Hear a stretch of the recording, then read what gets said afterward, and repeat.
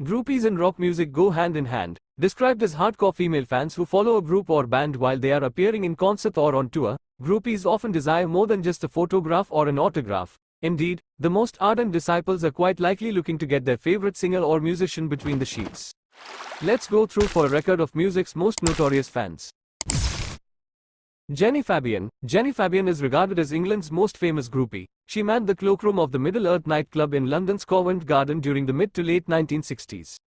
The club hosted numerous big-name acts, bands that included Pink Floyd, The Who, Jefferson Airplane, and The Byrds. After Middle-earth's closure, Fabian's largely autobiographical novel, Groupie, caused a sensation when it was published in 1969. Co-written by Johnny Byrne, the book describes the life and times of the late 1960s London underground rock and roll scene.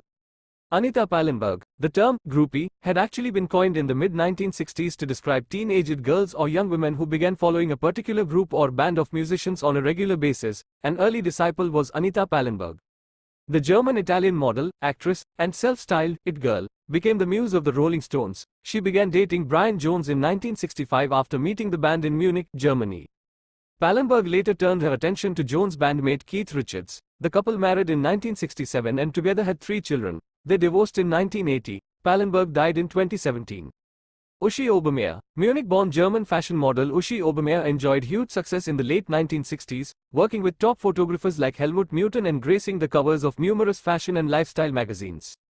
In 1968, she met Rainer Langhans. Pictured, the pair moved to Berlin, where they ensconced themselves in the controversial illegal squad Kommune No. 1. By 1973, Obame was circulating in underground Berlin celebrity circles, through which she met Jimi Hendrix and, later, the Rolling Stones. A brief fling with Hendrix was followed by Obame joining the Rolling Stones for their 1975 tour of the Americas, during which it's rumored she had affairs with both Keith Richards and Mick Jagger. B.B. Buell. By the early 1970s, the whole groupie thing was embedded, quite literally, in rock music culture. Playboy model B.B. Buell enjoyed liaisons with several rock musicians during this period and over the following 4 decades. Her credits include Mick Jagger, David Bowie, and Todd Rundgren. During a brief split from Rundgren, Buell embarked on an affair with Aerosmith frontman Steven Tyler. The fling resulted in an unplanned pregnancy. 9 months later, future actress Liv Tyler, as pictured, was born. For the first 11 years of her life, Liv Tyler believed her father was Todd Rundgren. Buell later claimed that Steven Tyler's heavy drug habit was the reason she kept the truth from her daughter. Laurie Maddox. Notorious for being known as a baby groupie during the 1970s, Laurie Maddox started hanging out in LA nightclubs on Sunset Strip at the tender age of 13. Favorite venues included the Whiskey A Go Go and Rodney Bingenheimer's English Disco. By age 14, and well underage, she was hitting it off with Led Zeppelin guitarist Jimmy Page. In this photograph, she's pictured far right mingling with Page's bandmates Robert Plant and John Bonham. Far left is her fellow groupie, Sable Starr.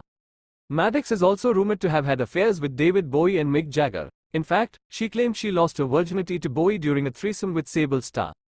Sable Starr. Also among the most infamous of rock music fans, Sable Starr was often described as the queen of the groupie scene in Los Angeles during the 1970s.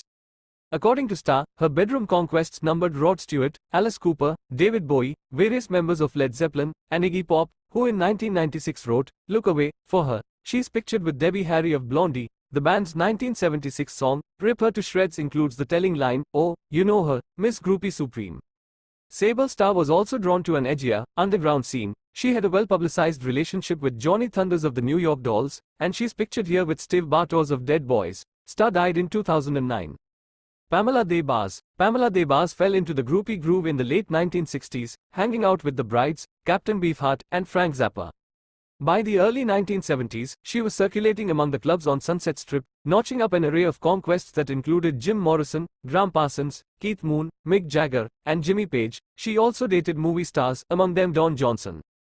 Des Barres also put pen to paper to describe her errant lifestyle, spilling the beans in a 1987 memoir, I'm With the Band, Confessions of a Groupie. Des Barres, pictured in 1974 embracing Alice Cooper, inspired the character Penny Lane in the movie, Almost Famous, in 2000. Nancy Spungin. Of all the lives profiled on this list, Nancy Spungin's must surely be the most tragic. A central figure in the 1970s punk rock scene, Spungin became involved with Sid Vicious, bassist with the Sex Pistols. Their relationship was frequently fraught and troubled, with both noted for their nauseous and antisocial behavior. On October 12, 1978, Nancy Spungin was found dead of a stab wound in New York's Chelsea hotel. Vicious was subsequently arrested on suspicion of murder. Released on bail, he died of a heroin overdose before the case went to trial. The events leading up to and including Spungin's demise have been the subject of conjecture ever since.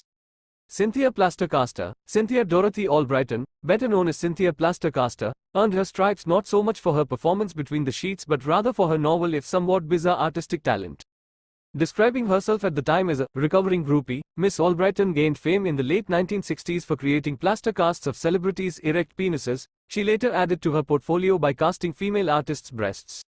Cynthia Plaster eventually amassed a collection of 50 plaster phalluses, with Jimi Hendrix being the first to summit to the casting couch. Shortly before her death in 2022, she donated a copy of the late guitarist's member to the Icelandic Philological Museum. Toni Kiten. Actress Toni Kiten began her career in television, but it was for her appearances in several heavy metal music videos that she gained wider exposure in the entertainment business. Kiten's road was rocky. She'd been involved with Rat guitarist Robin Crosby at a young age. In 1989, she married Whitesnake frontman David Coverdale. They divorced in 1991. She dated actor and singer Pamela Des Barres as pictured, of Power Station, and also became involved with Motley Crue's Tommy Lee. She was married to baseball player Chuck Finley from 1997 to 2002, but shortly afterwards her life spiraled out of control through alcohol and drug abuse. She died in 2021. Which fan is the groupie supreme? Please comment below.